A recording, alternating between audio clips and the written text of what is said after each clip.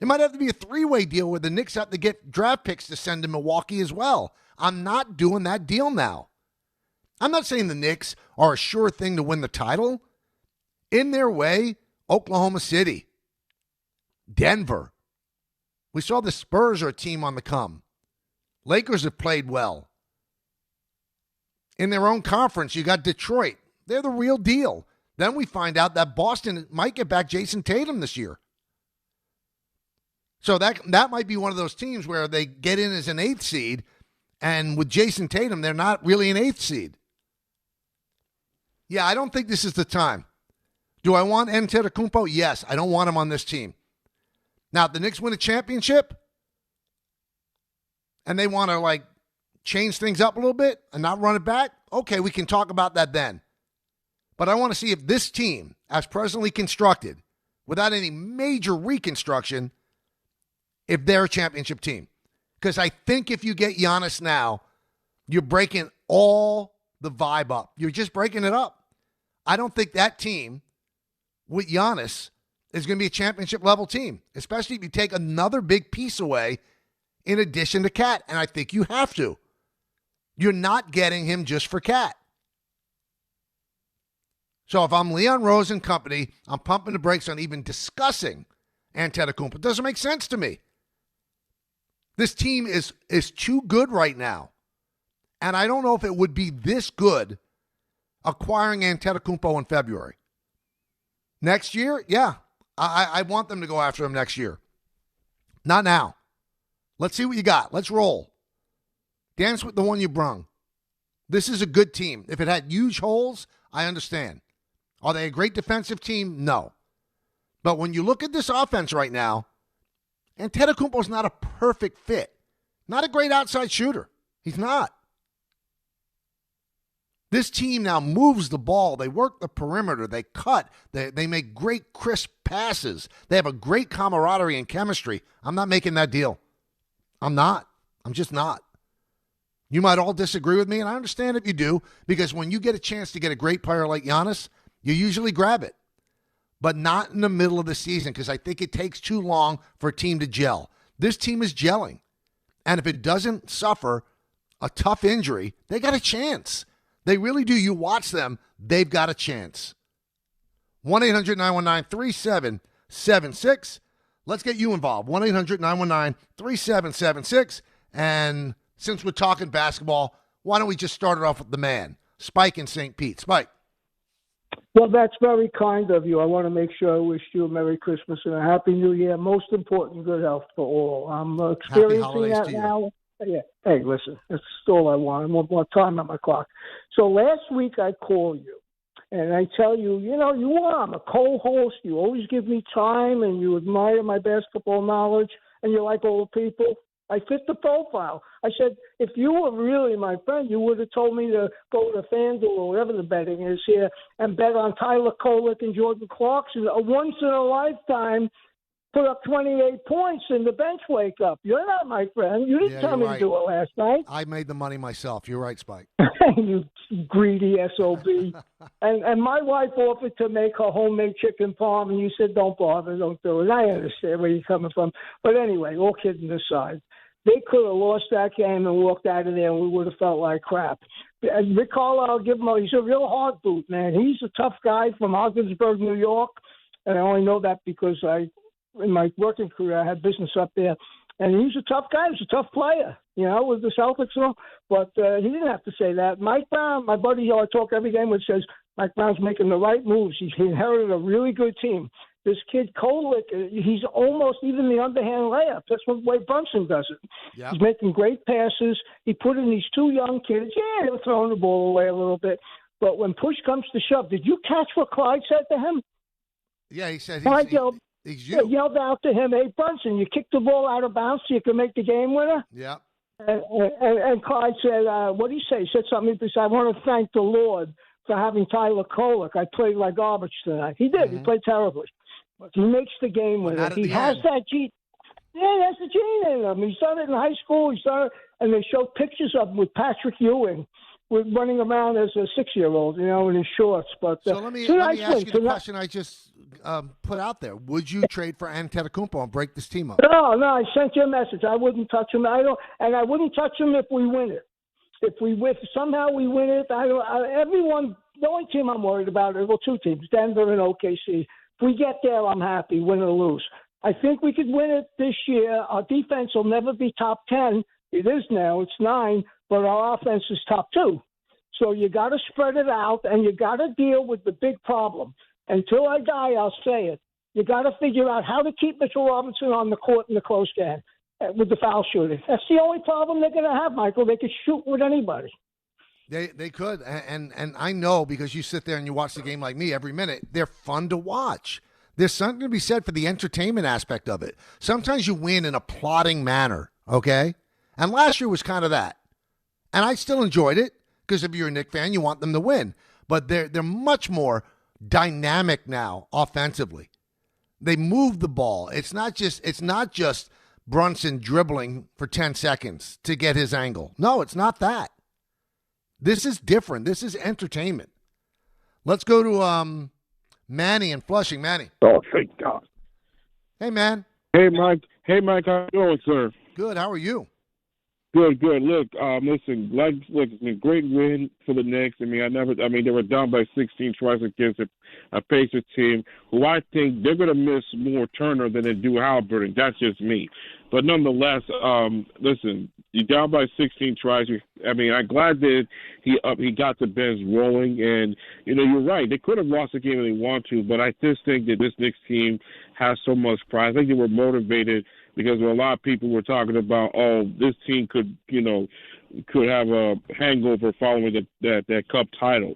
And I would say this, speaking of that Cup, listen, I love what Prime is doing, but if that Cup final was on NBC instead of Prime, I think the ratings would have been triple. Trust me. It is interesting you bring that up, Matty, because I saw the ratings. I didn't see the ratings for the final, but the semis, they weren't very good at all. I think the Knicks game, which was earlier, was 1.5 million. And the Oklahoma City San Antonio game was 2 million. That's dreadful. Really, really dreadful. Because you get the Massengill Bowl, and they get 5 million viewers. And I know that it's Prime and it's streaming, but Thursday Night Football gets 16 to 20 million people watching it, so they find Prime for that. They didn't find it. I've been singing the praises of the Cup because it gave us a really great game on Tuesday, but I don't think it resonated with people at all. When you see numbers like that, that's minuscule. That had to be a huge disappointment for the NBA and for Prime. Again, I don't know the number for the final, but the numbers for the semis were not indicative of a tournament, and I say that with quotes around it, that resonated with the fans. I'm sure a lot of people in New York watched and San Antonio, but it didn't resonate with NBA Nation. It just didn't. And I'm surprised because forget about you don't like the Cup. It doesn't mean anything. It's contrived. Okay, whatever. But it was good basketball. It was really good basketball. Now, what Manny said, if it's on NBC or if it's on ABC, it's on ESPN, probably gets better numbers. But would it be that much better than that? Because, again, when there's something that's worthy on, like Thursday Night Football, they're anywhere from 16 to 20 million. That's on Prime. So enough people have it to have 20 million people watch football, but only 1.5 and 2 million to watch the Cup. That was weird. That was weird. Let's go to Earl in Brooklyn. Earl, talk to me. Hey, Mike, good afternoon. How you doing? I'm great. How about you? I'm good. Mike, so we got it's what's going on here with the Knicks. We got two left-hand guards between Brunson and Cohen, and that's tough. When you have one left-handed guard, it's hard to guard them. I played basketball. It's hard to guard lefties. And when you have two that can get to the rim, that can finish in the paint, that can pass off the dribble, shoot off the dribble, the Knicks right now are looking good. These guys, they take their open shots. If they don't have the open shot, they dribble. You see Kobe dribbles all the way around. He's all over and over. He's always in the corner. He sees them all the time. 3-point shot, open 3-point shot. So, Earl, let me ask you a question. What do you do when McBride comes back? Because I'm worried. What do you do? You continue to ride the horse that's getting you right there, and you let McBride feed in. That's what you do. You continue to ride what's going on, right? And then you let McBride gradually come back. Because right now you're killing him. Right now you're killing him. Because one thing, though, Earl, and you know it, McBride was playing well before he got hurt. I mean, he was draining threes. So he was playing well, but he wasn't playing as good as COVID is playing. You're right. Big difference. Yep. Big difference. And he's a big guard, and he can guard the next guy. He can guard the one, or he can guard the two. So that's what we're looking for. Always remember, you got to have two people out there that can guard both positions. Brunson is a little liability, but COVID can guard the one and the two. McBride can only guard the one. That's a great point. It's a really great point. Thank you for the phone call, Earl. I'm told by my people that 3 million people watched the Cup final on Prime. Better than, obviously, the semis. But you know what? A lot of NBA fans missed a really good game. Now, I don't know, a typical NBA game, what it draws during the season, what NBC gets, what ESPN or ABC get. I'm sure it's not all that much more. So I guess it's commensurate, but, I mean, we're looking at, a cup, a tournament, last one standing. You think that people would be interested. One of the great mysteries to me in life, and ESPN, I think, has every single bowl game but one. I think there's one game on Fox. The amount of people that watch bowl games that mean nothing. Nothing. It's stunning to me. That's why when people say, oh, we've got to redo the bowl system. Why? ESPN likes it. They're getting people to tune in for nothing games that mean absolutely nothing in the scheme of things. And then a great game like Tuesday got 3 million. I don't think they're overtly disappointed with it, but privately they probably thought they would get more. Privately, they probably thought they'd get more. Let's go to Mark in Charlotte. Mark. What's up, Mike? Thanks for taking the call. You got it. I saw Kolek play for Marquette. My younger cousin went to Marquette. We went out there for a game. Kolek stood out to me as a college player, and me and my buddies in a group chat, we always talk. We were talking last year. We were like, we got to get Kolek on the court. He's a game changer, and I'm really glad that it's showing now. See, I wonder if you felt like this, Mark, because I watched him a little bit at Marquette, and I said, wow, that's a good college player. I didn't know if it would translate to the NBA, but it obviously has. One thing that DHR was talking about earlier in the week is how to keep fans engaged in the NBA Cup. And an idea that immediately came to my mind was the NBA League Pass. When you sign up for NBA League Pass, the consumer chooses their favorite team. Okay. So let's say that I'm a Knicks fan. I sign up for League Pass. I choose the Knicks as my favorite team. If my team wins the NBA Cup, what if the league gave a free year subscription to the League Pass to keep fans more engaged to root for their team during the Cup? Just wanted to hear your thoughts on that. It's not crazy, because if you can engage fans to give them something more to root for other than their team winning, now it's actually getting into their wallet where they could save money if their team won. Yeah, they might be more engaged. It's not a terrible idea, but again, leagues don't like giving money back. So would they do that? Well, leagues gave $530,000 to each player. Probably wouldn't be that much to give, all the fans that sign up as Knicks fans NBA League Pass for the rest of the year. Not a bad idea. Not a bad idea at all. Good callers today. Good co-host, man. You guys are bringing it. Let's continue. 1-800-919-3776. We come back, more of your phone calls. Remember, we're going to talk to Mark Kriegel at 1:45 about tonight's heavyweight boxing match between Tate and Jake Paul and Joshua, Anthony Joshua. I can't wait. I'm going to watch it. I really am. 1-800-919-3776. We go till 3. Don, Hahn, and Rosenberg then, right here on ESPN New York. PC Richard & Son gives you their holiday price guarantee. If the price goes lower now through December 24th, they will match it so your price is protected. Only at PC Richard & Son. Blue Shirts fans, it's time for Rangers hockey, and the action starts on Saturday at Blue Haven South with Team ESPN New York and Ultra. Whether you need a pregame spot or you're looking for the right Rangers bar to watch the game versus the Flyers, Blue Haven South is your destination. The party tips off at 12 p.m., and ESPN will be giving away plenty of ESPN prizes. Join fellow Rangers fans on Saturday at 121 Fulton Street and enjoy Ultra Draft and bottle specials all day long. It all happens at Blue Haven South.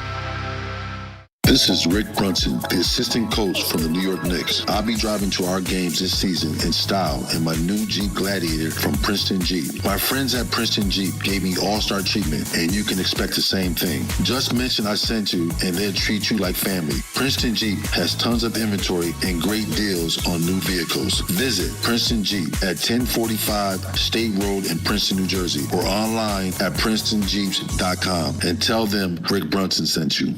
To help those who want to be helped, but may not be able to afford it.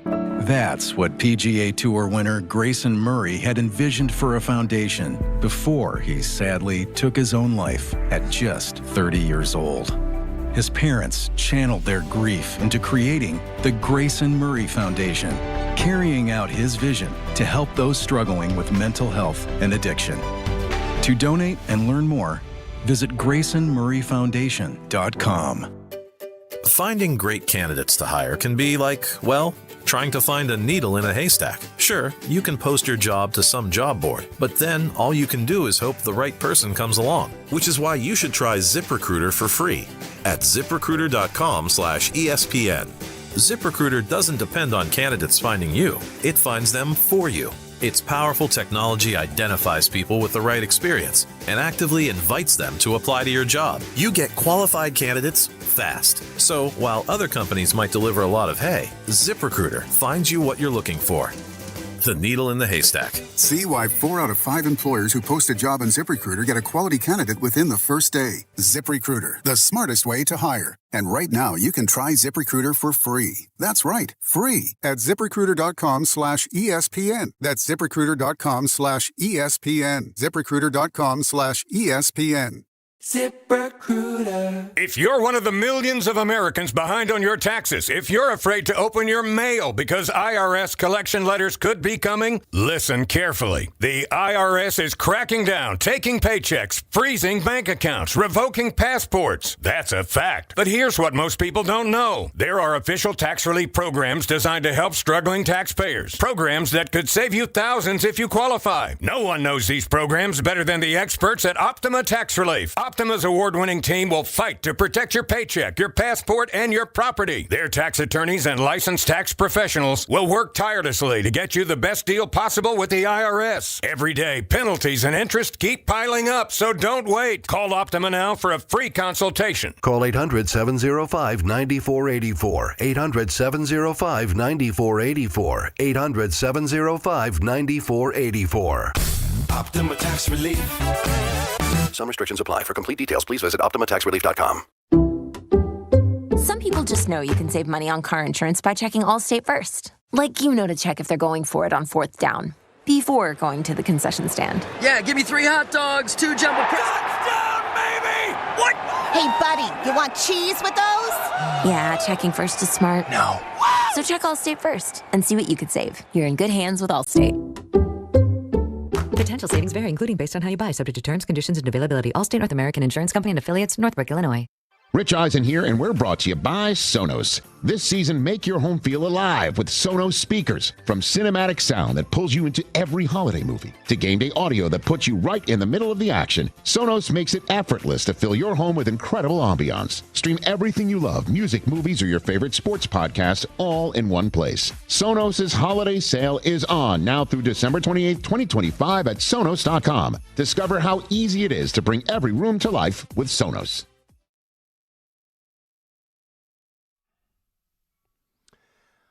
Ah, yes. Some holiday music. Game Time is brought to you by Tullamore Dew Irish Whiskey, because when it's game time, it's Tully time. 7 p.m. We're talking about Knicks host the Sixers at Madison Square Garden. Coverage begins at 6:30 p.m. right here on 880 ESPN. 7 p.m. the Islanders host the Canucks at UBS Arena.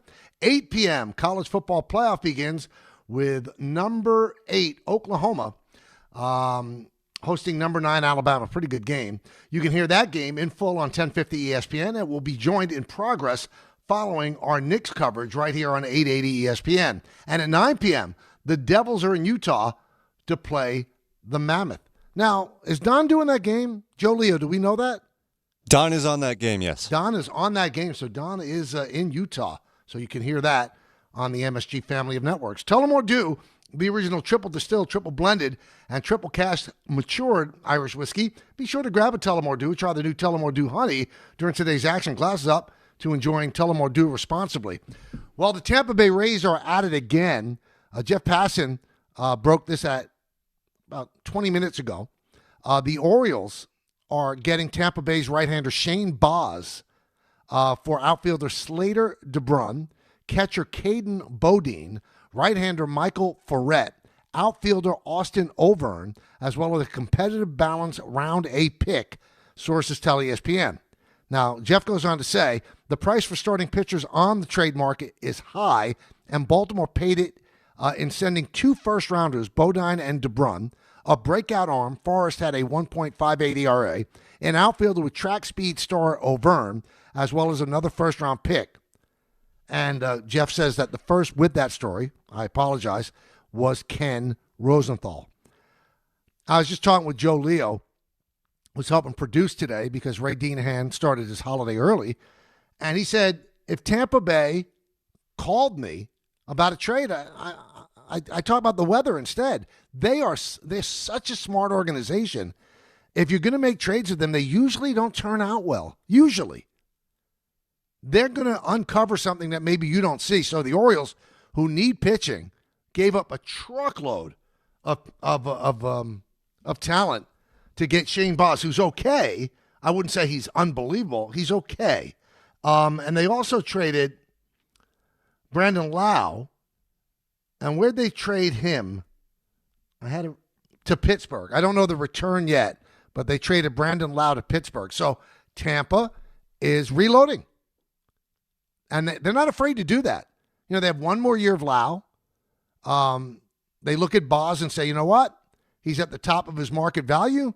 We've got somebody that could replace him. Let's trade him and get this big haul. So that's what they did. Good for them. Let's see how it plays out. So 2 major trades for the Tampa Bay Rays, Shane Baz and Brandon Lau out, and a lot of young talent in. It is it's not one of those deals where major leaguer for major leaguer. I think Brian Cashman has taken the call on that, a challenge deal, where you trade your major leaguer for somebody else's major leaguer, and you hope that you fill the hole, and you hope that that other player helps them. This is a major leaguer for prospect deals, 2 of them. So let's see how it works out for Tampa Bay. Interesting thing came out of yesterday where Jalen Brunson said that he had nothing to do with the banner not being put up. So it had been reported in several precincts that the players also opined that they didn't want the banner up. And obviously, if Jalen Brunson didn't know about it, then they didn't ask any other players. Jalen Brunson is the captain and the leader of the team. So they made that decision with the coaches and the front office. And I think a lot of it comes down to this is the baby of Adam Silver. And whether they want to admit it or not, James Dolan doesn't like Adam Silver. Now, according to the ratings, last year's NBA Cup final was on ABC. Prime did not have the NBA rights deal yet. So that was the Bucks against the Thunder on ABC, and it got $2.99 million. So we can't blame the fact that it's on Prime because it actually went up to $3 million this year on Prime. Better matchup, I think, with big market Knicks against San Antonio. So it wasn't a Prime thing. It was just that this has not quite caught fire with the NBA fan base. 1-800-919-3776. Dove in Boston. What's up, buddy? Hey, Mike. What's going on? It's a wonderful Friday afternoon. I'm excited for the weekend. Yeah, me too. I wanted to talk about the Knicks. What a great game. I mean, just a great game last night, and I loved seeing Jalen Brunson get his revenge for that Bush League shove that Neesmith gave him right towards the end of the game. That hard foul, I was like, man, don't poke the bear. Was that Neesmith or Nembhard? I think Nembhard might have. Oh, was it Nembhard? Yeah. I'm sorry. I get the names confused on that. Nembhard, rather. Just what a hard shove, and I knew that he was poking the bear and that Brunson would come back and drain a shot, so I was happy to see that come to fruition. But, in terms of the McBride and Kolek topic you were talking about, I think I don't think it's even a problem. I think it's filling a necessity. How much have we said we need a guy off the bench who can handle the ball, a guy off the bench who can run the offense when Brunson is resting? I think we found it. And I think that McBride does a lot of his best work as a 2, not as a 1. And I think that he's a lot of times moving off the ball, shooting the 3, playing defense. I think this is actually just filling a need as opposed to being an overage. I don't know your thoughts on that. No, I don't disagree with you necessarily, because I think McBride is more of a 1.5, more toward a 2. I would agree with you. And Kolek looks like a pure point guard. There was some conjecture about, maybe even reaching out and getting Chris Paul to be the backup point guard. I don't think you need to do that now. Sometimes your answer is within the house. And it looks like Kolek could really be a guy that could impact this team. And I don't think I'm overreacting. I mean, he was one of the best players in the NBA Cup, did great things, and then he followed up yesterday with an outstanding game, a double-double, 16 points, 11 rebounds. He was outstanding. Let's go to Calvin, Washington Heights. Calvin. Hey, Michael, how you doing today? Happy holidays to you and your family. I have a quick couple of points that I wanted to say. A couple of weeks ago, I think it was last week, a week and a half ago, you mentioned Tatis to the Yankees. And I loved your point of view in that, because I think he fits for both organizations, for the New York Yankees and the New York Mets. I'm fully aware that Michael King signed yesterday with the San Diego Padres, and I understand they're still trying to keep their team competitive. But I do understand that they have salary situation, and the only way a trade could be done that I realistically see for both parties is if you can take Sandy Bogarts in the package, and they can eat some of his money, $30 million, $20 million. In the Mets case, if they want to bring him, I'll send Lindor, and I'll bring Bogarts, and I'll ask for Tatis, and I'll give up top prospects to bring Tatis to the Mets. It opens up your window of winning for a longer period of time because he's a younger player. I'm not too excited for Tucker, neither for the Yankees or for the Mets. I feel Tatis is a better overall player than him. And the defensive value that he brings for both organizations is just a great upside. Well, Judge, you need to take advantage of Judge in his prime time. I'll put it this way, Cal. I brought it up. I thought it would be a good guy for the Yankees to go up and get, because they have the minor league talent and the pitching that the Padres would need, and maybe even you throw in a Will Warren, because they need pitchers in the major leagues too. But A.J. Preller said he's not being dealt. He came right out and said he's not being dealt. Now your proposed trade, boy, you got to be really careful if you're bringing in Xander Bogart. Bogart's contract is onerous. It's such a lengthy contract, and he's not the player that he was that you remember with the Red Sox. He's not that guy. So you're going to take on that contract and then plug him in at shortstop and trade Lindor in that? Trading Lindor doesn't make sense because the Padres don't want more money coming their way.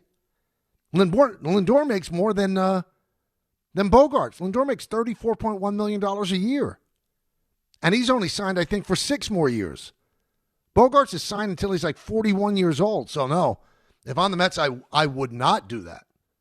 Now, would I think about Lindor in a deal for Tatis? I love Tatis's game. But I don't think the Padres would do that. They don't want to take on more salary. And I understand what you're thinking, Calvin. If you want them to release their grip on Tatis, any team that's willing to absorb that terrible Bogarts contract, maybe that would get their attention. Because they'd not only be removing Tatis's money, but they'd be removing Bogart's money as well. But I think that's a price that's too heavy to pay. It is tough to do something like that. It's tough to do something like that. I told you there's a we don't talk that much boxing here because I don't think it's in our audience's wheelhouse for the most part. But Jake Paul is an influencer who has done good things for boxing, brought a lot of eyeballs to boxing, but he's going to fight Anthony Joshua tonight, 2-time heavyweight champion. And I don't know if it's going to go well. It's on Netflix, and I mean, this could be the beginning of the end for Paul because he's never been in the ring with a legitimate, big-time heavyweight champion. And you can't include Mike Tyson in that because he fought Mike Tyson when he was 58 years old. And it was 2-minute rounds. So, I mean, I watched it. I was entertained by it. And the fact that Tyson survived was kind of stunning. But Anthony Joshua, there's a chance that he could really hurt Jake Paul. Really hurt him. So, I saw the fight. I saw a story that Mark Kriegel has on ESPN.com talking about the potential dangers to Jake Paul. I said, I got to get Mark on. So Kriegel's going to join us in just a moment. Then Jeff Passan about the trades today and the slow developing high end of the free agent market. That's coming up at 2 o'clock. And then we have our 2-pack for sure, my 2 NFL picks. That'll be at the end of the show. It's K and U for 2 right here on ESPN New York. Listen up, football fans.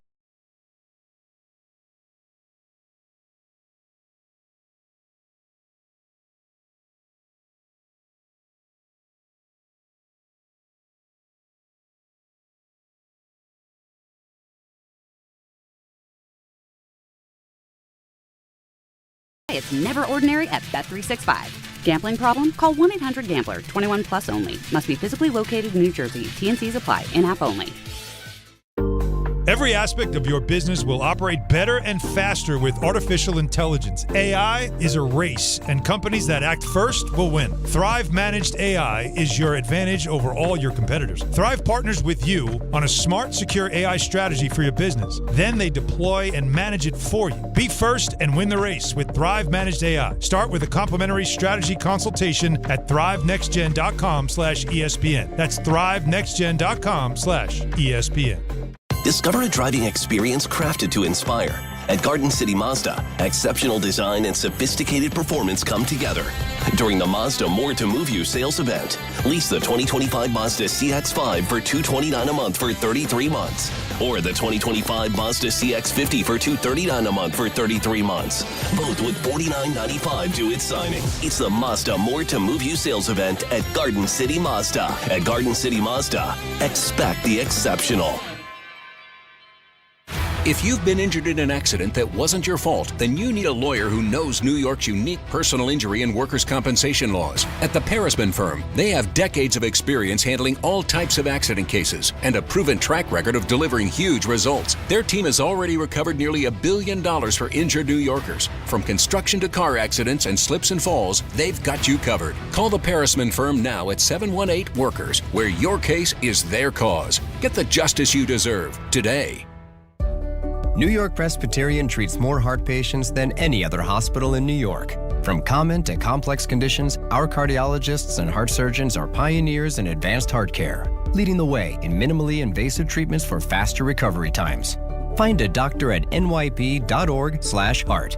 Stay amazing. New York Presbyterian. New York Presbyterian Hospital based on U.S. News and World Report 2025 to 2026 Cardiology, Heart, and Vascular Surgery Rankings. The Winter Savings Event is right now at Bay Ridge Mazda. Lease the 2025 Mazda CX-30S for as low as $169 per month or the 2025 Mazda CX-5. Select for as low as $229 per month and get as low as 0.9% APR financing rates on select model. Plus, enjoy 1 year complimentary of Bay Ridge Plus benefits like ding and dent coverage, key replacement, windshield protection, and roadside assistance. Visit them in Brooklyn or online at BayRidgeMazda.com. Bay Ridge Mazda, where confidence comes standard. See dealer for details. At Jake's 58 Casino Hotel, we're celebrating this holiday season with our $155,000 Slay the Road drawing, including your chance to win a new Land Rover Defender and $10,000 cash. Earn entries all month long, then be here on January 1st between 12 and 3 p.m. when one winner will be drawn every hour to win up to $20,000 cash. At 4 p.m., one lucky winner will win a Land Rover Defender and $10,000 cash at Jake's 58 Casino Hotel. If gambling is a problem for you or someone you care about, please call the 24-hour toll-free helpline at 1-877-8-HOPE-NY or text HOPE-NY. Clinton Yates here, and the holidays are upon us, full of gatherings, toasts, and plenty of cheer. And if you're like me, you want every moment to shine. That's why I head to Total Wine & More, where you'll find it all at the lowest prices, from rich whiskeys and smooth tequilas to festive liqueurs and elegant champagnes. And if you're not sure what to grab, their guides will help you find bottles that impress. You'll always find what you love and love what you find only at Total Wine & More. Spirits not sold in Virginia and North Carolina. Drink responsibly. Be 21. Your ambition just met its match with Robinhood. Trade stocks and ETFs, options, futures, and crypto all on one platform. Get started today at Robinhood.com/yourmoney. Your money, your move. All investments involve risk, including loss of principal. Options, futures, and crypto trading carry significant risk and may not suit all investors. Securities offered through Robinhood Financial LLC, member SIPC. Futures trading is offered by Robinhood Derivatives LLC, not FDIC or SIPC protected. Crypto offered through Robinhood Crypto LLC, NMLS ID 1702840, not FDIC or SIPC protected. Portfolio management offered by Robinhood Strategies, an SEC registered advisor. You live for this. The wins, the losses, the slam dunks, and the buzzer beaters. The dream that this is your team's year. Hope. It's what keeps you coming back. So you represent with anticipation and with pride. Because when everything's on the line, your support means everything. That's why the NBA Store is here to support you. Check out the largest selection of official NBA gear at NBAstore.com. A Fanatics experience. Welcome back to the show. So on Netflix tonight, it'll be Jake Paul against Anthony Joshua, heavyweight fight. And it piqued my interest when I was reading ESPN.com today, and Mark Kriegel had a column saying, what a risk this is for Jake Paul. And I said, I've got to get Mark on the show. And I texted him, and he's happy to come on. At least I think he's happy to come on. Now, if you haven't read Mark's book on Tyson, you've missed a lot. It's one of the great sports biographies that I've ever read in my life. That's how good it was. And I'm a fan of Mark's writing anyway, dating back to the time with the New York Daily News. And he joins us now on the show. Hey, Mark, how you doing? What's up, brother Mike? How are you? I think I'm just going to retire now after that intro. No, don't. We need more of you. So tell me about the risk that Jake Paul is taking in this fight, because Anthony Joshua is legit. Mm-hmm. Anthony Joshua, look, he's lost 2 fights to Alexander Usyk. It's no shame, but he put a real beating on Usyk, especially the second time around. Look, Anthony Joshua is one of the heaviest hitters in boxing, perhaps in any era. He's a 250-pound heavyweight. He's an Olympic gold medalist. He's been doing this for a long time, and he's fighting a guy who is a very talented YouTuber. And the state of Florida, and its infinite wisdom, has allowed this fight. And it's not, listen, I think that Jake Paul has been really good for boxing. I'm not a prude here, but this fight is not good for boxing. This fight is a stunt. To me, this is like, and I'm dating myself here. Maybe I'm dating you. This is Evel Knievel stuff. This isn't boxing. And, this is not what the sport needs. The sport's been beat up enough. It's beat itself up enough. But this is like a stuntman thing. This is a goof, and it's potentially dangerous. The real danger, Jake Paul's a promoter here as well as a fighter, so his situation is something of an anomaly. My gut is I don't think that anyone's going to really see what they came to see, which everybody wants to see the heel get beat up, get his comeuppance. Because Jake Paul is the promoter, I think it's going to stop well short of that. But what happens the next time a promoter wants to pair his heavyweight with, a cruiserweight who's not nearly that level of experience? And I'm not even knocking Paul as a fighter. And you have Florida sanctioning this. This is nuts already, man. So let me ask you this, Mark. From what you're saying, do you believe it's like a wink with Anthony Joshua? Let's not kill this guy? I don't think it's a wink. I think that the Tyson fight last time out was a wink. It's why they had the I think there was 16-ounce gloves. Now they have regular 10-ounce gloves. And the genius of Jake Paul, only a few guys in my lifetime who actually understood more about the media than the media understood, or the public than the public understood about itself or themselves.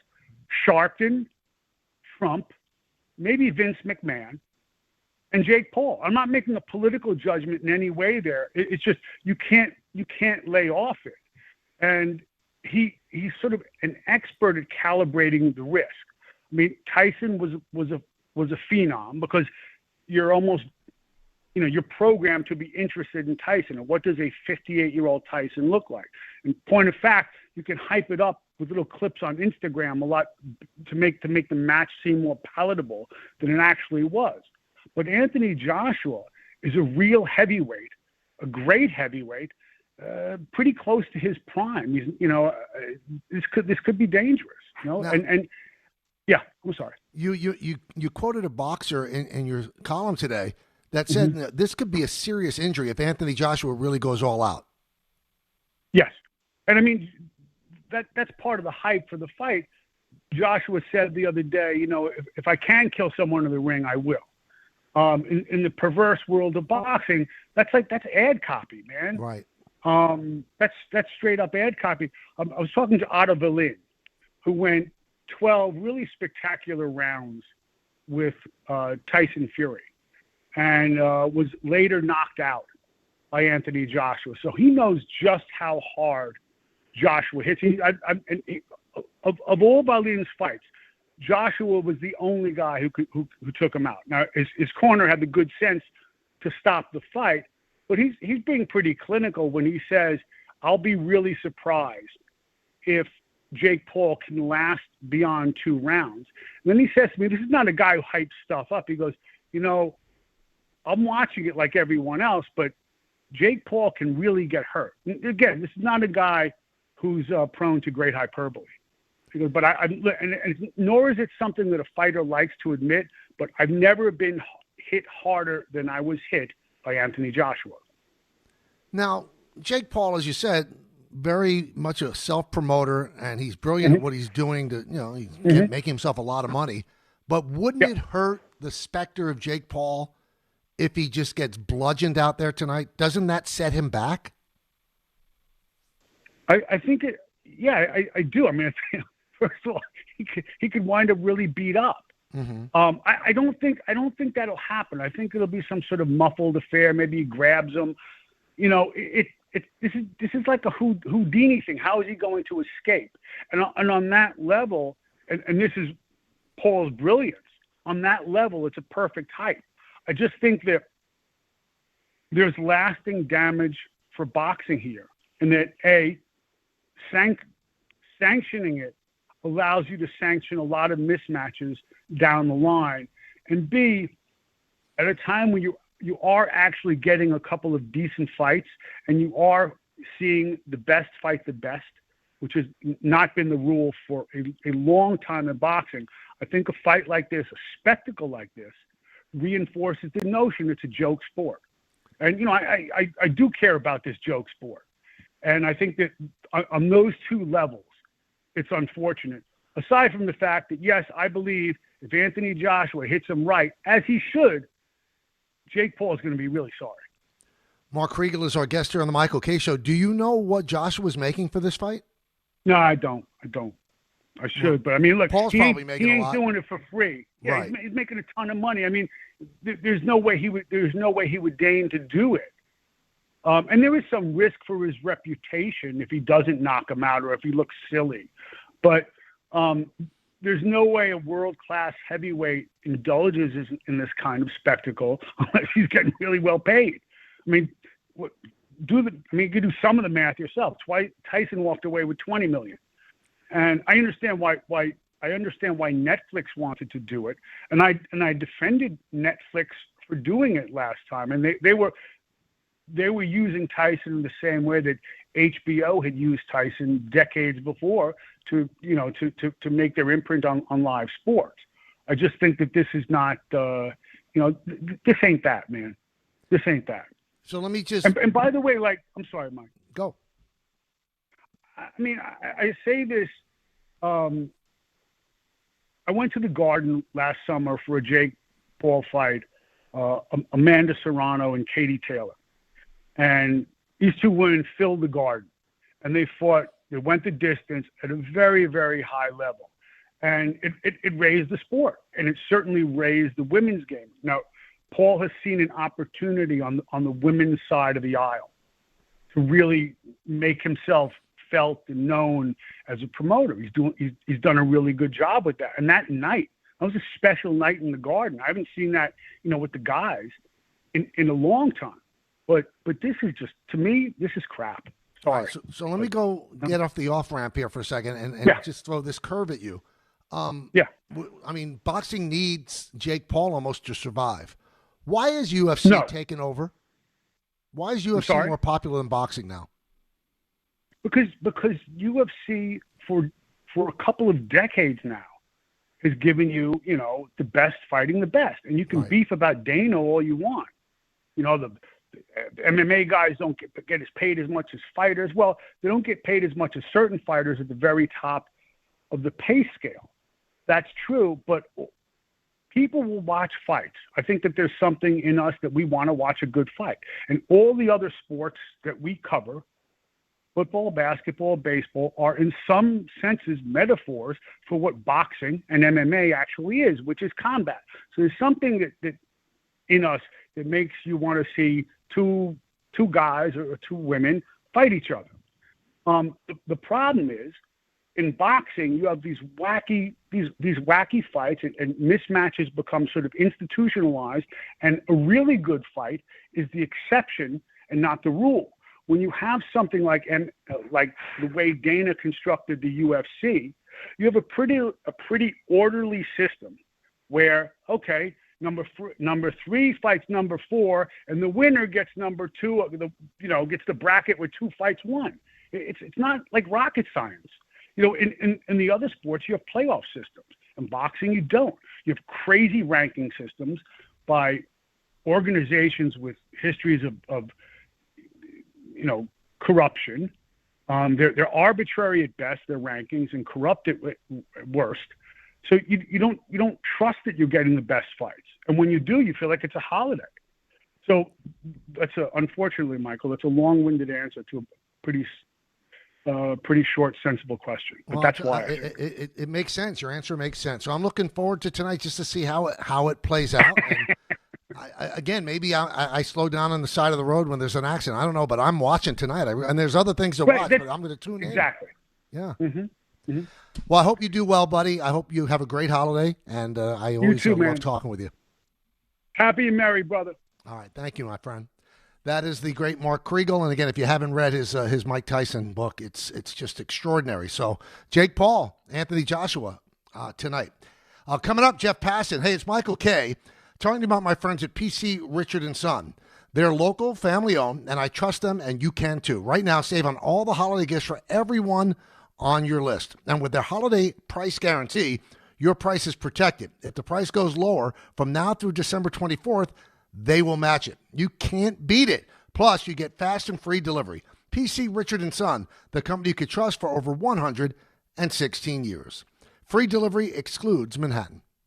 Right now at Bay Ridge Honda, experience the wonder of holiday savings with the 12 days of deals during Happy Honda Days, like the Accord SE, only $299 per month, or the all-wheel drive HR-V LX for only $269 a month. The 12 days of deals on now during Happy Honda Days, plus receive thousands in benefits and savings with their Bay Ridge Plus Advantage plan. Upfront pricing, total peace of mind. Visit BayRidgeHonda.com. 39 months lease, 7,500 miles per year, 2026 down, plus tax, tag, and fees. See dealer for full details.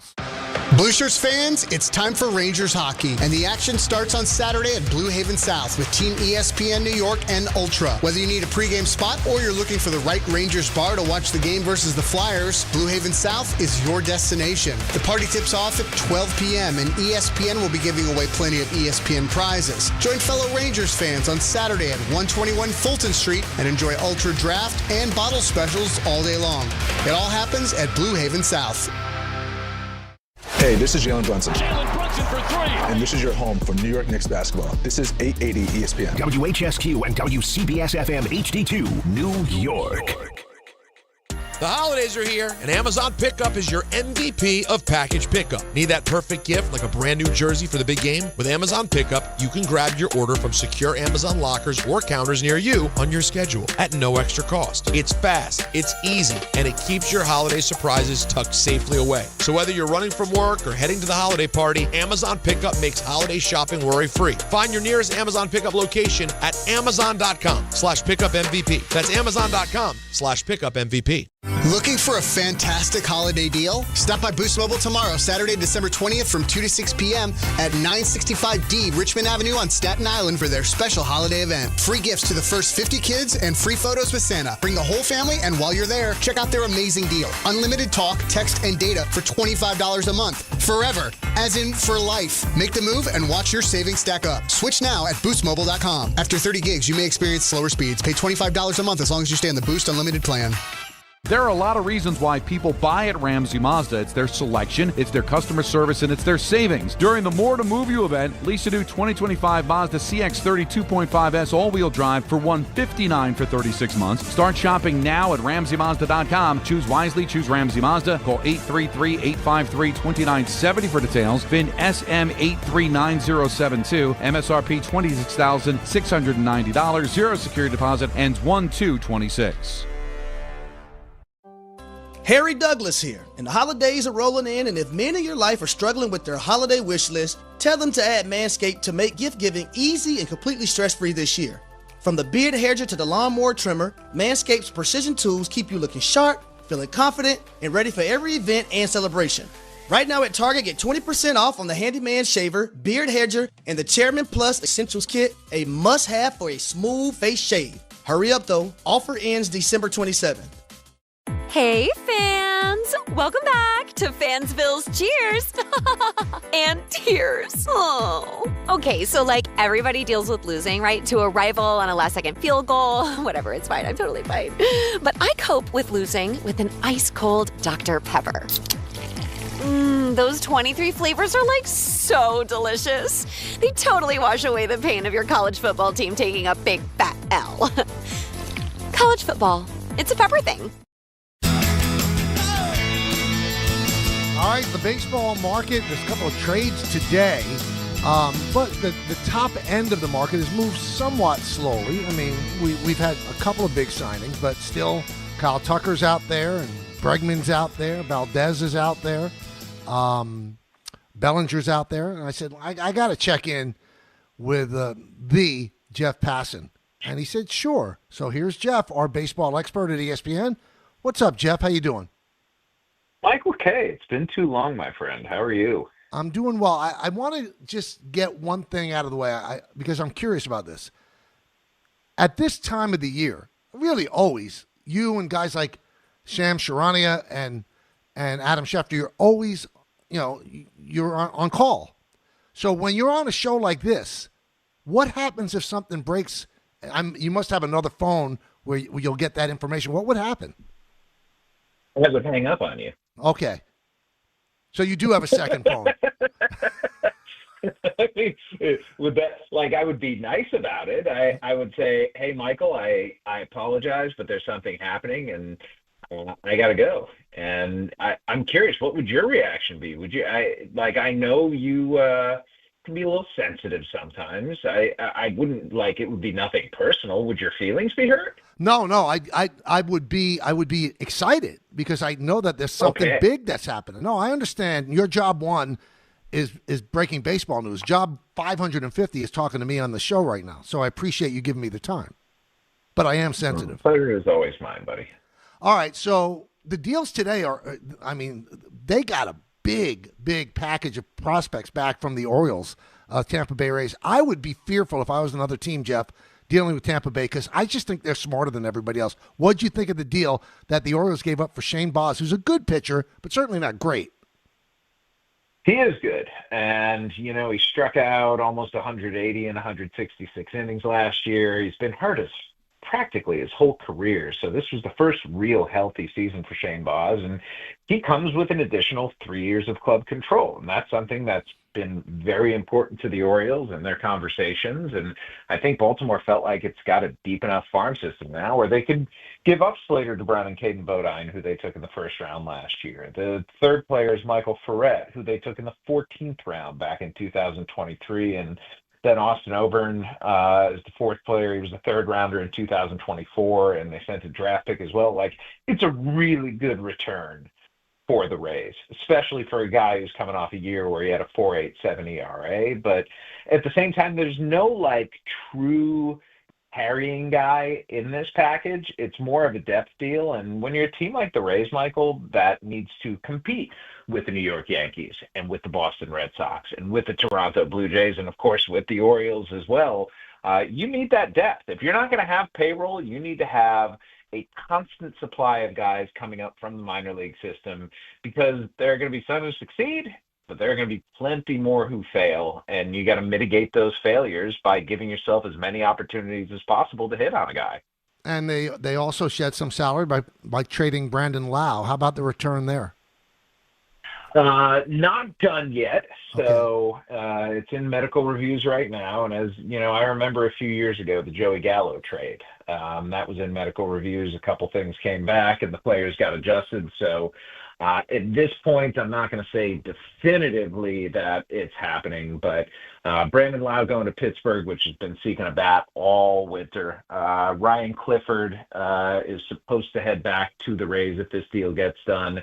You guys might be familiar with him from his time with the Mets, getting traded to Houston a couple of years back, and the Astros are getting Mike Burrows, a right-hander with 6 years of club control. They've been looking all offseason for controllable starting pitching, and took a three-way trade to get it done. But if this thing is completed, it's going to be one of those days where I think a few years down the road we look back for the Rays, and their success, it depends on hitting on deals like this. And let's remember, Michael, Shane Baz came to the Rays in one of these such deals where they also got Tyler Glasnow and Austin Meadows from the Pittsburgh Pirates for Chris Archer, which was a great deal for them. So let's go to the top of the free agent market. Everybody gets anxious now. They want things to move. It's a slow-moving market. Last year, Soto was signed by now, but you've got Tucker still unsigned. And I'm wondering, is the Tucker situation stalling everything else?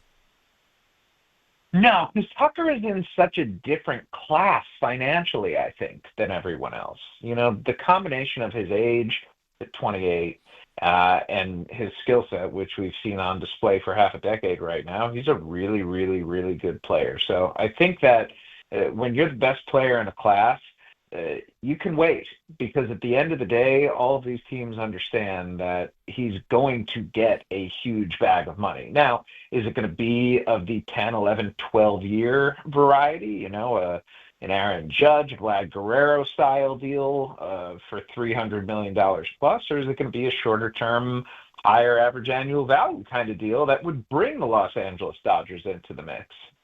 You know, when we're in that financial realm, Michael, there's only so many teams that are willing to pay those kinds of prices for a player. So you're automatically limited in your market by that. But at the end of the day, I think this is a real litmus test for teams. Do you want to win the World Series? If you want to win the World Series, you should probably be trying to sign Kyle Tucker if you have the means to do so. And it happens to be in your fair city, both of the teams do have the means to do so. It's just a question of their willingness.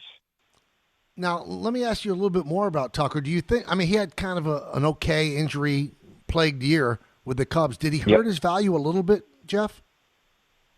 Yeah, I think the value went down some because you want your guy to have, you know, especially if you're going to be spending that kind of money on him, Michael, you want him to be coming off of a platform year where he looked like a superstar. And Kyle Tucker, for the first 2 months of the season last year, looked like a superstar, got hurt, tried to play through it. That wasn't smart, wound up struggling, had a month where he was arguably the worst player in baseball, just completely lost everything he had, but he was limited. And I think that, you know, teams are asking themselves, how is he going to age? What's the body going to look like? And if you look at Kyle Tucker, just objectively speaking, 6'4", you know, 190, 200 pounds, somewhere in there, it looks like the kind of body that's going to age well. So then it comes down to factors. How hard do we believe he's going to work? How much do we think he cares? And I think a lot of what's been said and written about Kyle Tucker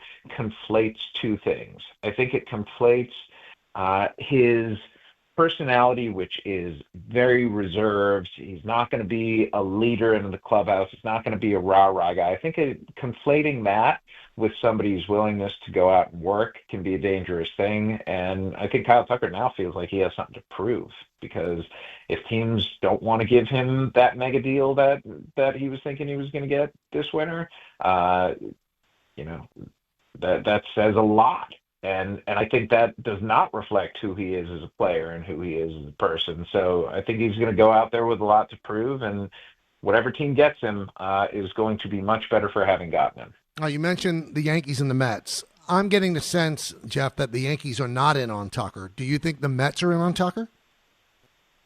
I don't see the Mets right now being in on Tucker, but I think this is all, Michael, so dependent on the way the rest of the market moves. And that's where the Mets are right now. I'm not panicking for the Mets. We saw Steve Cohen's tweets earlier today about the payroll, how he doesn't anticipate it being different from last year. That's a good sign for the Mets.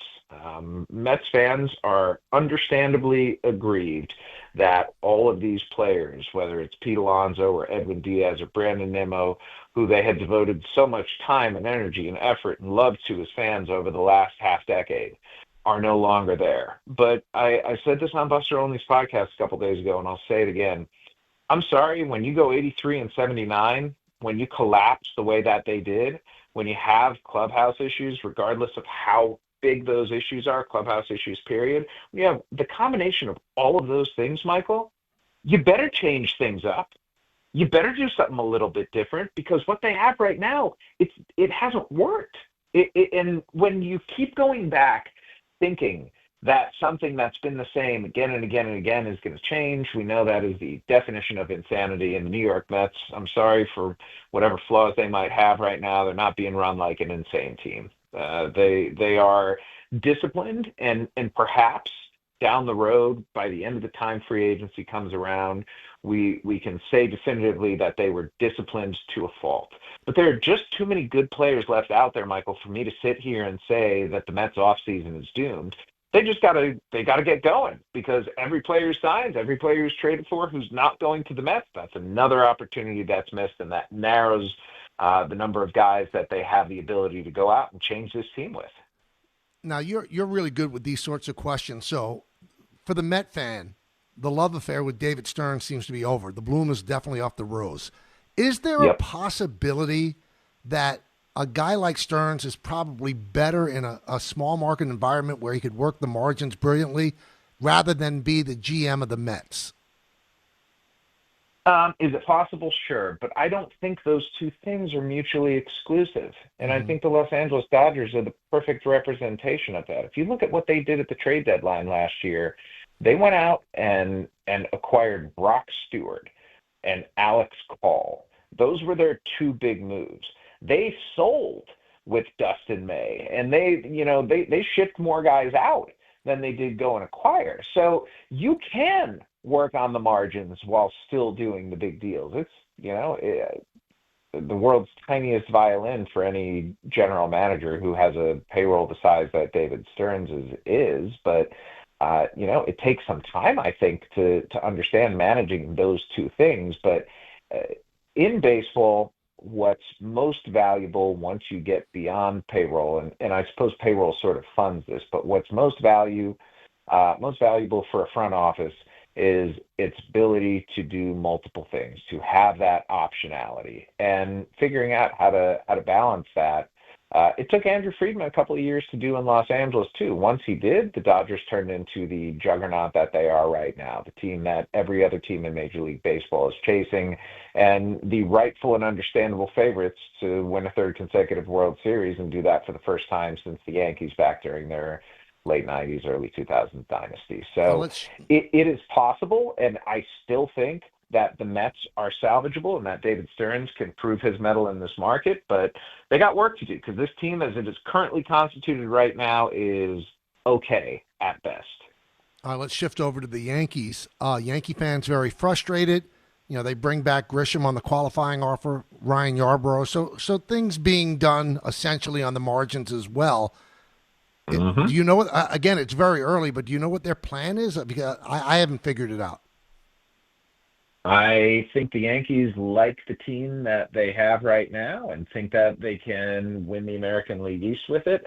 If opportunities present themselves, I think that they will jump at them, but I don't think that we're going to see an offseason with the Yankees being the most aggressive team out there like we've grown used to. And that for Yankees fans, that's an understandably tough pill to swallow, especially when you see Baltimore adding Pete Alonso and Shane Baz and Taylor Ward and Ryan Helsley, especially when you see Toronto adding Cody Ponce and Dylan Cease and making moves there. And I don't think that the Blue Jays are done. I think they're going to get a big bat. And I'm not sure whether that's Kyle Tucker or Alex Bregman or Bo Bichette or maybe multiple of them. But I think the Blue Jays right now are in a position where they are willing to spend. They feel like they have a window here, and they're going to take advantage of Vladimir Guerrero's prime years and the team that pushed the Dodgers to the precipice in the World Series last year. And is what the Yankees are doing enough right now? No, but again, it's still early in the winter, and it's very easy to get caught up, particularly when you see what these other teams are doing as a Yankees fan. But you also have to acknowledge that the Yankees are starting from a better position than the Orioles were, and from a very similar position to what the Blue Jays were. So I'm not giving up hope on the winter for the Yankees yet. I think there are some trade possibilities. They're not looking to send Jazz Chisholm away, but if there's a deal that makes sense for them, then they're going to jump at that. I think part of this too, Michael, is they did a lot at the trade deadline last year. They shored up their bullpen and have a closer now in David Bednar and have Camilo Duvall in there. They shored up their base with Ryan McMahon and have a Gold Glove defender there. So the Yankees are a team that, to me, doesn't have a whole lot of weaknesses, but the ones that they do have are acute enough that they need addressing, and there needs to be something done. They can't go into next season with this same team, but I just don't know that they're going to be in the middle of any big moves. Now, Brian Cashman has not hidden the fact that, they have a desire to bring back Bellinger, but how likely is that? Because I'm not sure, but I think that Bellinger might, with Boris, price himself out of what the Yankees are willing to pay for him. I could see that being a possibility because Cody Bellinger wants years. Cody Bellinger wants dollars. And coming off the season he did, I don't blame him. He was really, really good last year, and there should be a market for him at 6-7+ years. I think shooting for that, like he is, makes complete sense. Is that going to be with the Yankees? I think if we're in the $200 million range, no, probably not. I think they're comfortable with Trent Grisham going into this season, and the old chestnut. It's true. There's no such thing as a bad one-year contract. So Trent Grisham at a year and $22 million is a very reasonable thing to do. I don't know that it's going to get in the way of them bringing Bellinger back as much as the size of the contract. But if I'm both the Yankees and the Mets, Michael, the one thing that I'm thinking about this winter is that when you look at the free agent classes after the 2026, 2027 seasons, there are not a whole lot of good bats out there. Like, it's going to be pretty slim picking. So this might be your best opportunity to go out and get guys. But we also don't know what the financial state of baseball is going to look like after 2027. I don't think there's going to be a salary cap, but it's going to be something that I anticipate owners are going to be pushing for. And, of the teams that would be affected, the Yankees and the Mets are right at the top. So Bregman looked like it was a sure thing that he was going to go back to the Red Sox. He certainly had a good time there. He opted out of his deal, which was averaging $40 million a year, but just 3 years. And now there are rumors about Arizona being interested. Is there a chance that Bregman doesn't end back with the Red Sox? Yeah, absolutely. I don't know how much the Arizona thing is going to work. I think that the Blue Jays are very much in the mix there. It's a little bit tougher for them because they've had Ernie Clement and Addison Barger at third base, and both have done well there. Clement could theoretically slide over to second, and Barger could play right field, and suddenly that takes Anthony Santander out of the mix. But I think the Blue Jays understand chemistry matters and leadership matters. And I think they benefited greatly last year from the team that they had on the field. And Alex Bregman, say what you will about him, but he's regarded as a very, very good clubhouse guy and somebody who could be a leader for that team going forward. So I could see Bregman there. The Cubs, it's been a flirtation that's been going on 2 years now. And the question ultimately is, are they going to be willing to offer, and Tom Ricketts specifically, is he going to be willing to offer the kind of deal that Bregman wants? He's seeking 6 years. He believes he's going to get 6 years. He's going to hold out, I think, for 6 years until it's patently clear that no one would offer him that. But as many teams as need not just good players, but impact guys in the clubhouse, I think ultimately Bregman will get that. We're talking with Jeff Passan here on the Michael K. Show. For the longest time, it seemed like San Diego wanted to shed salary, and then they signed Michael King to a 3-year, $75 million deal. Are they still looking to shed salary, or was that just a smokescreen? No, I think they're always looking to. And look, maybe they do it with Nick Pivetta. Maybe they do it with Jake Cronenworth. The problem with the Padres is that a lot of their contracts are just untradeable at this point. Xander Bogaerts, you would have to pay that down by $100 million for someone to even think about it, I think, or at least include the kind of talent along with it that would make up for that. I don't think Manny Machado is going anywhere. Fernando Tatis Jr. is a very interesting trade possibility, but he's their franchise player. I don't anticipate him going anywhere, at least yet. Maybe that's something for a year or two down the road. But obviously the Padres like Michael King a lot, and if he's healthy, he's one of the best pitchers in baseball. Like we saw that a couple of years ago, and even when he came back last year, over half the season, he pitched very well. So getting him for 3 years at $75 million, there is a fair bit of downside for the Padres in that deal because King can opt out after the first and second years of it. So he can time re-entry into the market, or he's just guaranteed $75 million. But the Padres also know that they didn't have to lock in like a 6 or 7 year deal like something for Carlos Rodon when they could get Rodon-type production from King. And they don't have Darvish this year either. It's funny because Peter Seidler was going for it. He knew he was ill. And some of the contracts that he signed, like the Darvish contract didn't make sense. The Bogaerts contract at the time didn't make sense. So Preller is very, very bright. So I guess he thinks that King, essentially on a 1 year deal, makes a lot of sense. And he does get a starter if he's healthy, gives him 30 starts, and is really, really top level. I couldn't have said it better myself. Are you of the opinion that the Dodgers going out and getting whatever they want is bad for baseball? Oh, this is a tough one. I know. Here's what's bad for baseball. What's bad for baseball is fans feeling like their teams don't have a chance. Now, all of this is within a collectively bargained agreement among the 30 owners and the 1,200 players. So I have a hard time sitting here saying that something that everyone agreed was fair suddenly is unfair because one team happens to be really good at pretty much everything in the sport. And that's what the Dodgers are right now, Michael. They have arguably the best farm system in baseball. And that doesn't come by accident. They're doing that, drafting 27th and 28th and 29th and 30th every year. Now, are they spending way more than everybody else? And does that feel unfair? Yes.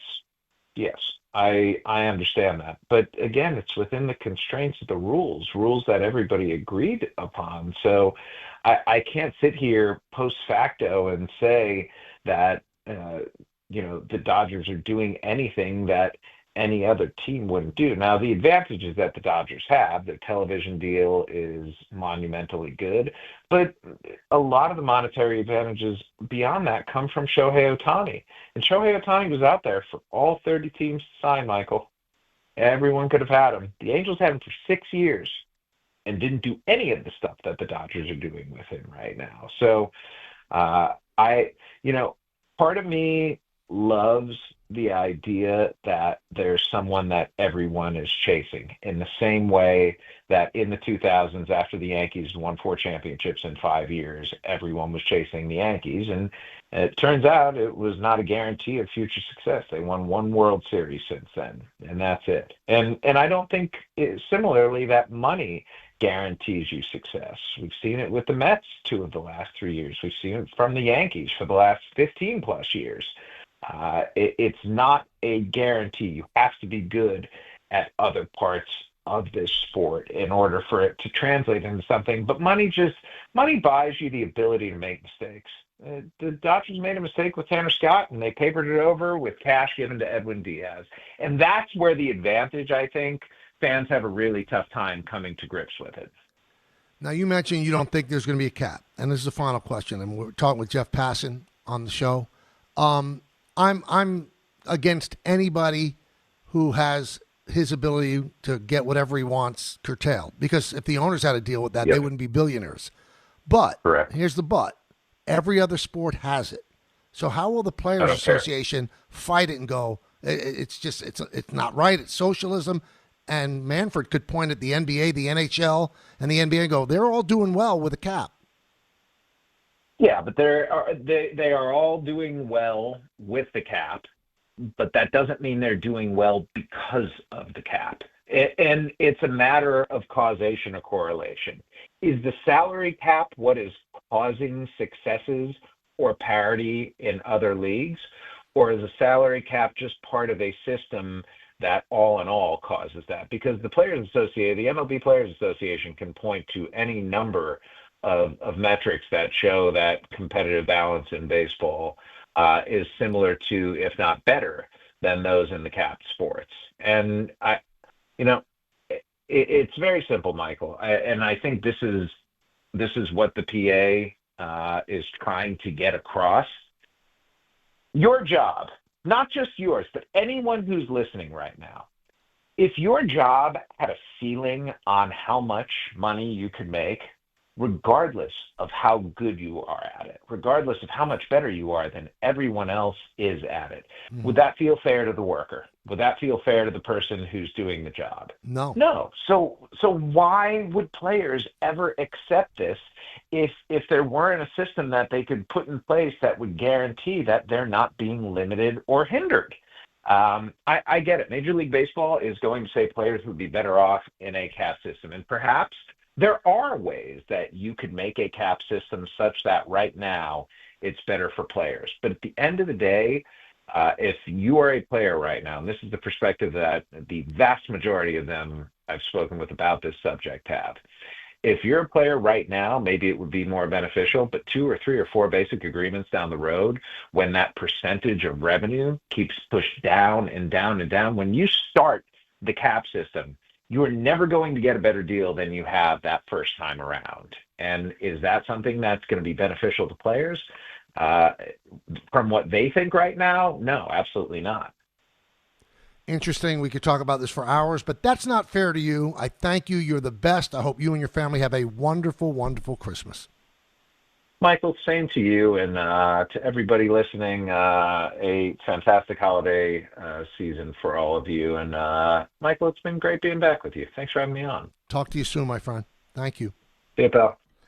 That's Jeff Passan. Now, he mentioned something that Steve Cohen said.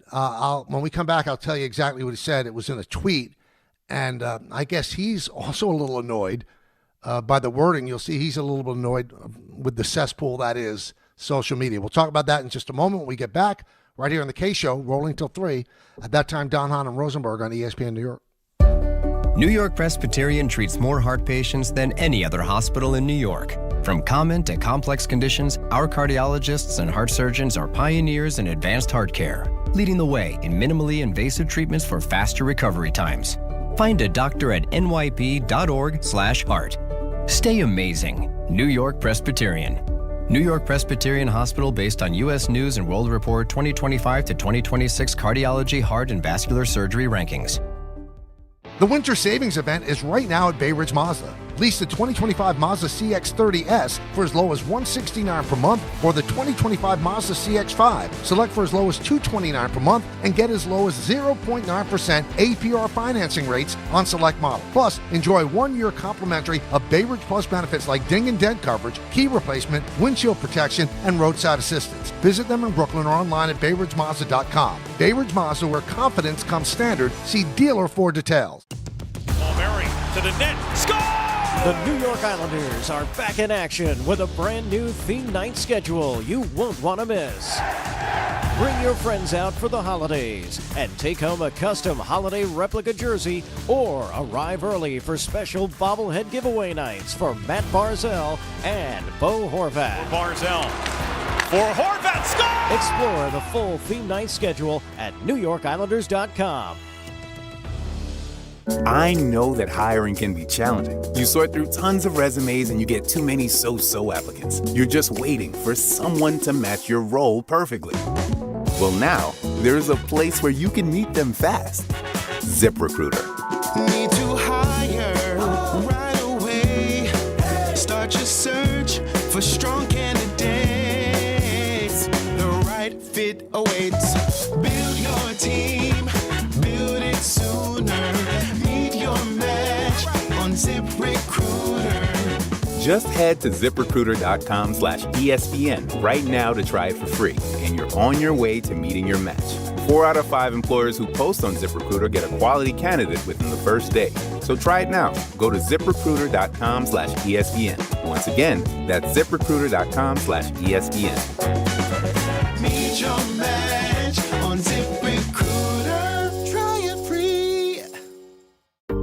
Every aspect of your business will operate better and faster with artificial intelligence. AI is a race, and companies that act first will win. Thrive Managed AI is your advantage over all your competitors. Thrive partners with you on a smart, secure AI strategy for your business. Then they deploy and manage it for you. Be first and win the race with Thrive Managed AI. Start with a complimentary strategy consultation at thrivenextgen.com/ESPN. That's thrivenextgen.com/ESPN. Empower.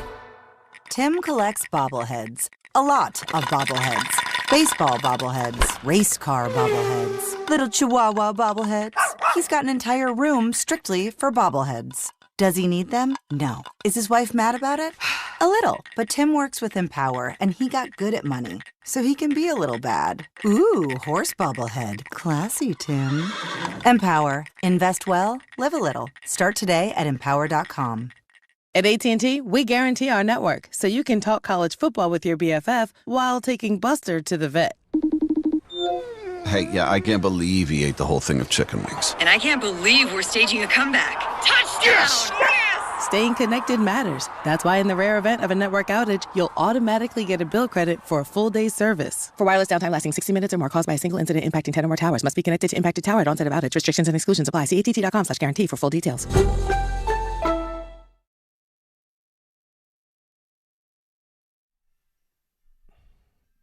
Welcome back to the show, everybody. Hey, tonight, 8 p.m., Alabama, Oklahoma on 10:50 a.m., and we'll be joined in progress on 8:80 a.m. following the Knicks game. You can also watch that game on ESPN TV and ABC7. Tomorrow, 12 p.m., Miami against Texas A&M is on 10:50 a.m., or you could watch that game on ESPN TV and ABC7. 3:30, Tulane Ole Miss can be heard on 8:80 a.m. and 10:50 a.m. and 7:30 p.m. James Madison, Oregon can be heard on 8:80 a.m. and 10:50 a.m. All right, so the Post ran a story the other day projecting the Met payroll to be anywhere from 310 to 320. Last year, according to most reports, the Mets were at 341. So from the Post projection, it looks like the Mets would have a lower payroll than they did last year. Not necessarily the way it's going to end up. They could end up they go out tomorrow and sign Kyle Tucker, and changes the whole paradigm. But, obviously Steve Cohen starts getting ripped on social media. And he came back today with two very pointed tweets. First one, as typical, he writes, the usual idiots misinterpreting a post article on Mets payroll for 26. I can't imagine our payroll to be lower than last year. It's always hard to predict, but that would be my best guess. Then another tweet. Payroll watchers always forget to budget for waiver claims, player movement from minors to majors, and trade deadline moves. That's how it typically works. Well, you know what's funny is since he bought the team a little over 5 years ago, he has been beloved by Met fans. And he's done everything that you'd want an owner to do. He has spared no cost to try to win a World Series. Last year, $341 million, and he doesn't even get a playoff out of it. So he's probably a little annoyed too.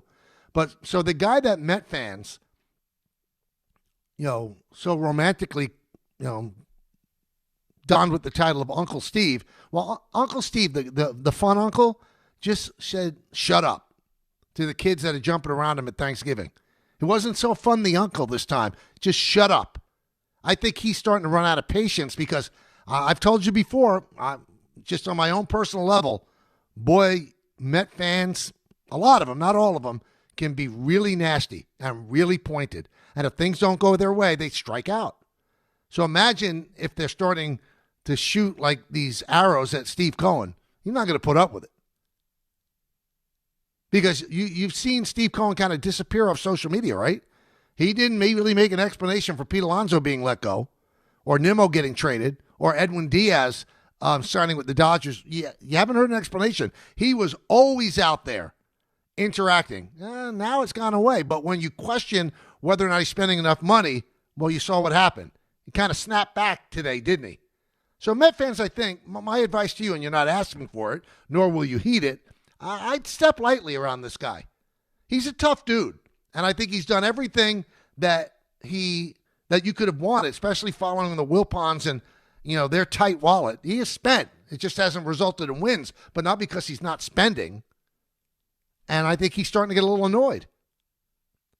To use the phrase, the usual idiots misinterpreting a post article, he's not really pleased with the people that are ripping him. See how this goes. Let's go to Peter in Lawrenceville. Peter. Hey, Michael. Happy holidays, and thanks for having me on. That was a terrific interview with Passan, and I wanted to follow up on that specifically about the Yankees. And it's really to build upon a point you made a couple of weeks ago, and then to talk about sort of the agitation on the part of Yankee fans that, quote unquote, there's no activity. Right. First of all, as you pointed out yourself, the Yankees are not the Steinbrenner Yankees anymore. I can go through the list of teams that are owned by hedge funds, and there were like two of them in the Yankees division, the Orioles and Red Sox, the Jays with Rogers Communication, the Dodgers, owned by a hedge fund. The Ricketts family is extremely wealthy, owns the Cubs. The Yankees have to play in a league that they've almost never had to play in before. And while Hal is wealthy, he has only Yankee money, and he doesn't, quote unquote, only Yankee money. And he doesn't own the whole team even. So there's a question, at least for me, as to how much overall freedom he has to spend exactly what he wants. They have a pretty high payroll, but I do think that, as Jeff Passan pointed out, they do have an excellent core of players. I don't think they're going to bring Bellinger back. I think he's going to be way priced out of what they're willing to spend. Chris Kirshner just had a tweet. I guess Aaron Boone, either he caught him somewhere or he had some kind of media avail where he said that the Yankees have not spoken to Ime and didn't know if they would. So all the reporting we've seen, it doesn't feel like anything is shaking free there. I just think everybody has to be really, really patient. It's early. I think they're going to put 9 players on the field on opening day. I mean, I'm kind of comfortable with seeing what Jason Dominguez can do if it comes down to that. I see them picking up a righty bat. Laureano is out there, an excellent outfielder who had a good offensive year. I think they want to see what Spencer Jones can do. And the last thing is, and I know you've mentioned this on several occasions, the decision to offer Grisham the qualifying offer. I just think, and I think that will be proven to be a wise thing if they don't sign Bellinger. But would it be a wise thing, Peter, if that's why they don't sign Bellinger? Because if Hal said it's ideal to stay under 300, well, you locked in 22. If you didn't have that 22, then you would be able to sign Bellinger. But since you have that 22, you're up to 280. 7 years and 200, 220, whatever it may be. I think, for me, the thought process is they couldn't afford to lose both. I think they've known for a long time. I think you're right with that. And I think, the old bird in the hand is worth two in the bush, so they didn't want to gamble. They didn't know if they were going to get back Bellinger. And when you have an agent like Boris, it's a volatile situation. So they knew if they offered him the qualifying offer and they took it, then they had him. But again, 22. At the time, it seemed outrageous. Now, with Polanco getting 20, Hae-Sun Kim getting 20, it's not as outrageous as we initially thought. It's not. So we'll see what I'm loath to put a final grade on Stearns and what the Yankees have done until the work is done. Let's see what team reports to Tampa and Port St. Lucie, respectively. You can't say they're not doing anything and it's December 19th. You could say, okay, it's slow. I'm anxious. No, okay, that's fair. But you being anxious, your anxiety is not going to drive David Stearns and Brian Cashman to push the market. They're waiting to see exactly what the market is. Let's go to John in Bethlehem. John. Hey, Michael. How are you? Good. How are you? Good. I'm good, Michael. First of all, thank you for always taking my call all year long here. It's always good to talk with you, and I do honestly appreciate it, so thanks. Thanks for making it. Thank you. Yep. I don't think the Yanks should make too many moves, honestly. I think the Rosario signing is good. I think they have to bolster the bullpen. They're going to have a great starting staff, let's just say June 1st. Right. I don't see an urgency for a pitcher. I think we go with the Yarboroughs and, the others on the staff now. I just don't see anything beneficial. They won 94 games. I don't see the urgent need other than, they got to get some more bullpen help for sure, because we know that these become bullpen games every time. But one thing, though, John, they won 94 games, but if you erase Bellinger from that equation, are they going to win 94 games again? Good point. No, you're right. Now, you are adding Garrett Cole, probably for about 22 starts. Cole. So that improves them. But, Will Warren did well. Clark Schmidt did well. A lot of guys picked up the slack. So can Jason Dominguez take that next step? Now, also, it was brought up, today that King signed a 3-year, $75 million deal. And there were several stories in the New York media last couple of days while the Yankees are in on King and Amai. I don't see it. I told you that. So I'm not playing Monday morning quarterback here. I don't see it. They don't need starting pitching. And if you're going to allocate your payroll in ways that you need, starting pitching is way, way, way, way, way on the bottom of the list. Amai is going to cost a lot of money. King is $25 million. They're not going to do it. I mean, you take a look at their projected starting staff. Let's just say May 15th. Fried, Rodon, Cole, Schlittler, Warren, Heel. They don't need starting pitching.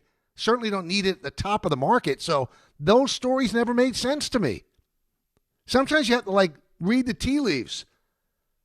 If, in fact, Hal gets his wish, his ideal, to stay under 300, you tell me how they go out and they spend $25 million on a pitcher and get the other pieces they need. It doesn't work that way. Now, there's a possibility they go over the 300. They've done it in the past where they've stated a desire. And if Brian goes to Hal and said, I think we need to do this, Hal listens to Brian. He really does.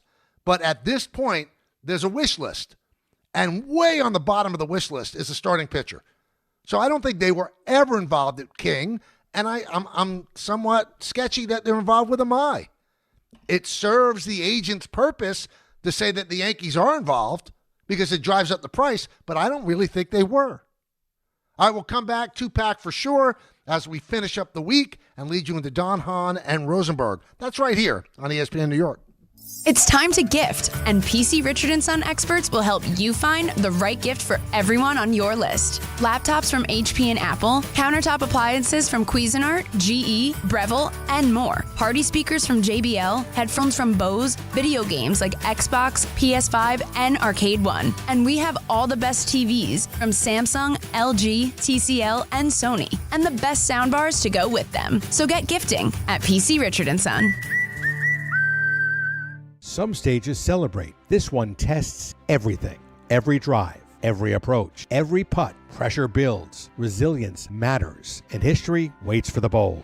In June, the 2026 U.S. Open Championship returns to the Hamptons at the iconic Shinnecock Hills Golf Club. Experience the world's best golfers competing on one of the sport's most storied stages. Don't just watch greatness, experience it live at the 126th U.S. Open. Daily tickets are available now on SeatGeek. Discover a driving experience crafted to inspire. At Garden City Mazda, exceptional design and sophisticated performance come together. During the Mazda More to Move You sales event, lease the 2025 Mazda CX-5 for $229 a month for 33 months. Or the 2025 Mazda CX-50 for $239 a month for 33 months. Both with $49.95 to its signing. It's the Mazda More to Move You sales event at Garden City Mazda. At Garden City Mazda, expect the exceptional.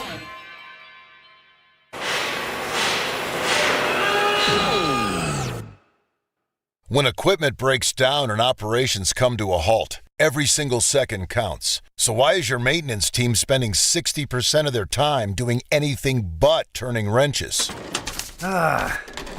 MaintainX is the AI-powered maintenance and asset management system that helps your team get back to actually fixing breakdowns. No more searching for manuals. No more hunting down parts. No more drowning in paperwork. With MaintainX, your team can access manuals from anywhere, create new procedures in minutes, and turn voice notes into clear and complete work order feedback. What used to take hours now only takes minutes. Keep your operations moving, not your paperwork. Join over 11,000 maintenance teams that are already fixing more and filing less. Try MaintainX for free today. Go to maintainx.com/AI. That's maintain and the letter x.com/AI. Boxing is back at Madison Square Garden on Saturday, January 31st for the Ring 6. Teofimo Lopez versus Shakur Stevenson. Power meets precision on boxing's biggest stage. This is one fight you won't want to miss. Get tickets now at Ticketmaster.com and watch every round live exclusively on DAZN. If you've been injured on a construction site, then you need a lawyer who knows New York's unique labor laws. At the Parisman Firm, they have decades of experience handling construction accident cases and a proven track record of delivering huge results. Their team has already recovered nearly $1 billion for hardworking New Yorkers. From scaffold accidents to slip and falls and equipment failures, they've got your back. Call the Parisman Firm now at 718-WORKERS. That's right, 718-WORKERS, because your case is their cause. Get the justice you deserve today. Hey, fans! Welcome back to Fansville's Cheers and Tears. Oh. Okay, so like everybody deals with losing, right? To a rival on a last-second field goal. Whatever, it's fine. I'm totally fine. But I cope with losing with an ice-cold Dr. Pepper. Those 23 flavors are like so delicious. They totally wash away the pain of your college football team taking a big fat L. College football, it's a pepper thing. This holiday season, let Navy Federal Credit Union make moments feel extra special. With the Cash Rewards and Cash Rewards Plus cards, you can earn a $250 cash bonus when you spend $2,500 in the first 90 days. Offer ends January 1st, 2026, and you could earn up to 2% unlimited cash back while you shop. Join now at NavyFederal.org. Navy Federal Credit Union. Our members are the mission. Navy Federal is insured by NCUA. Cashback terms and conditions apply. Visit NavyFederal.org/cash rewards for more information. From the regular season to the Super Bowl, ESPN New York is your destination for football. We've got crazy fans.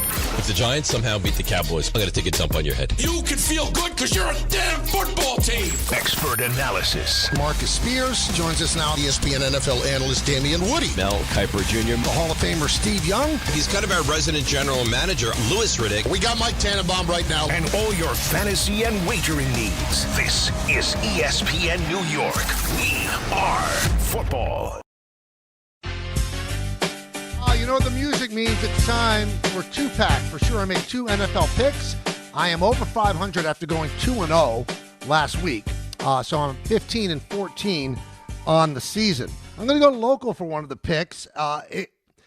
It seems so obvious to me that it's too obvious. I'm a little bit concerned, but I'm going to go with it. Vikings are 3-point favorites over the Giants at MetLife.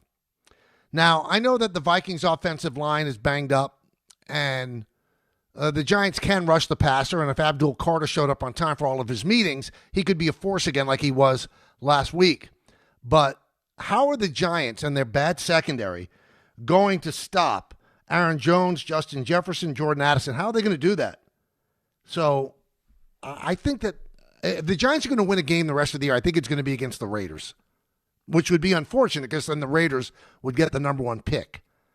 But I think the Vikings win this game by 10 to 14 points. The 3 points, to me, make me a little suspicious. It seems a little light. Just a little light.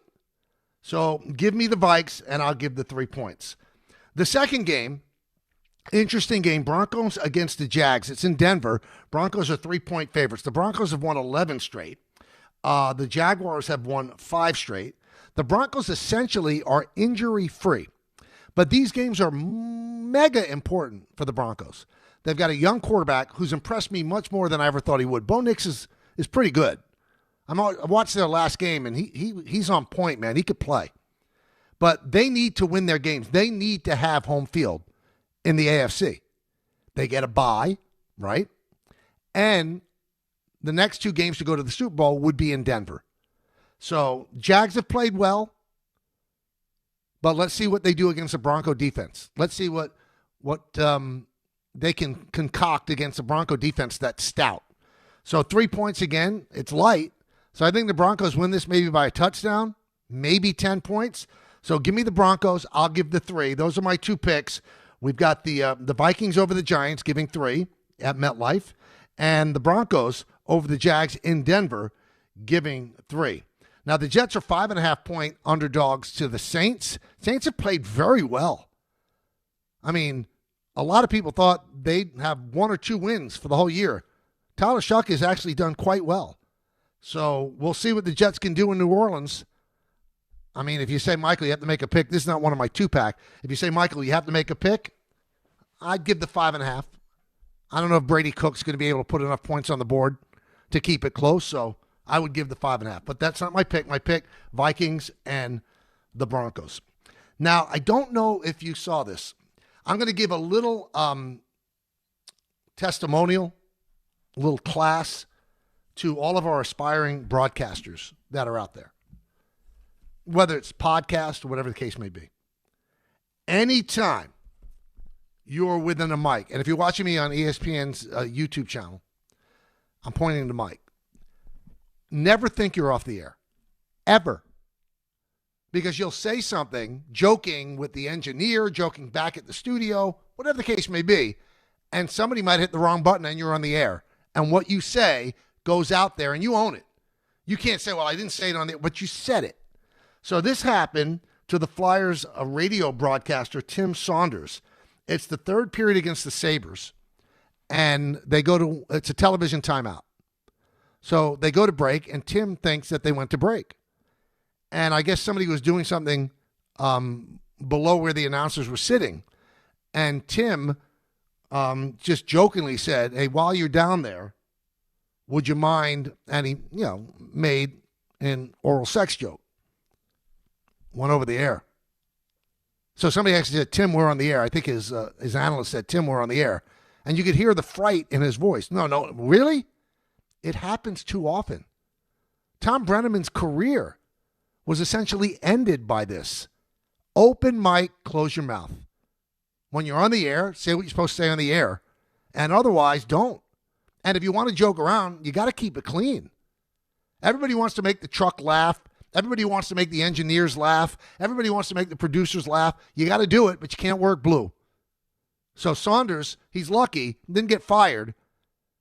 He got suspended for 2 games. Open mic, close your mouth when you're at break. Or if you're asking your producer something, you could do that. That's fine. But you can't say that kind of stuff. All right, everybody. I am going to go on a little bit of a holiday break for the next 2 weeks. I can't thank you enough for what this first year from 1 to 3 has been. You've been so supportive. The calls have come in constantly. The audience is there. I love you for it. I really do. It's so amazing. There was some uncertainty when I left Don and Peter how it was going to go, but I think it's gone very, very well. I hope you think that as well. So I'll be back that Monday after New Year's Eve.